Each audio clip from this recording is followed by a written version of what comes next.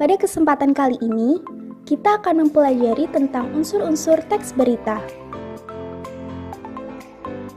Materi ini diajarkan untuk kelas 8 dengan kompetensi dasar 3.1, mengidentifikasi unsur-unsur teks berita, membanggakan dan memotivasi yang didengar dan dibaca. Sebelum masuk ke materi, kita akan mengenal apa itu teks berita. Teks berita adalah teks yang berisi tentang segala peristiwa yang terjadi di dunia yang disebarkan melalui berbagai media seperti radio, televisi, internet, situs web, maupun media yang lainnya. Sebuah berita harus dapat dipertanggungjawabkan kebenarannya, aktual, informatif, dan objektif. Kualitas berita yang baik harus memenuhi kriteria unsur-unsur berita, yaitu 5W1H. 5W1H adalah singkatan dari what, who, when, where, why, how. Lalu, apa maksud dari 5W1H? Di video ini, kita akan membahas satu persatu secara rinci. Unsur berita yang pertama adalah what atau apa. Unsur ini menjelaskan mengenai apa peristiwa yang terjadi yang diberitakan. Peristiwa yang diberitakan pun harus sesuai fakta yang benar-benar terjadi tanpa boleh ditambahkan opini atau pendapat.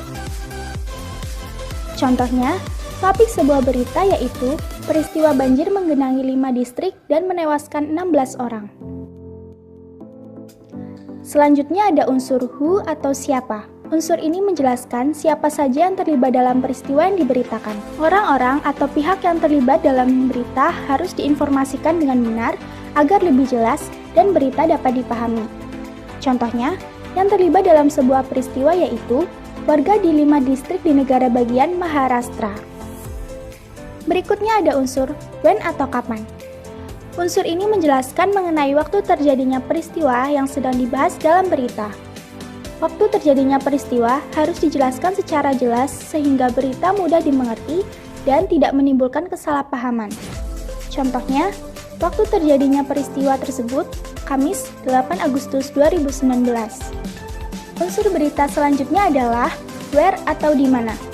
Unsur ini menjelaskan tempat terjadinya peristiwa di dalam berita tersebut. Hal ini penting agar pemirsa tahu lokasi terjadinya peristiwa dan tidak salah dalam memastikan informasi yang diberikan. Contohnya, tempat kejadian peristiwa tersebut adalah 5 distrik di negara bagian Maharashtra, India Barat. Selain itu, juga ada unsur why atau mengapa. Unsur ini menjelaskan alasan kenapa peristiwa di dalam berita itu bisa terjadi. Selain itu, dibahas juga latar belakang dan alasan-alasan yang membuat peristiwa bisa terjadi, sehingga pemirsa bisa tahu informasi lebih detail. Contohnya, penyebab peristiwa tersebut adalah karena sungai meluap akibat kebijakan membuka pintu bendungan yang terisi penuh. Unsur-unsur berita yang terakhir adalah how atau bagaimana. Unsur ini menjelaskan mengenai proses atau kronologis peristiwa di dalam berita. Artinya, diinformasikan juga runtutan kejadian dalam berita serta detail-detail lain dalam peristiwa sehingga informasi bisa tersaji dengan utuh dan lengkap.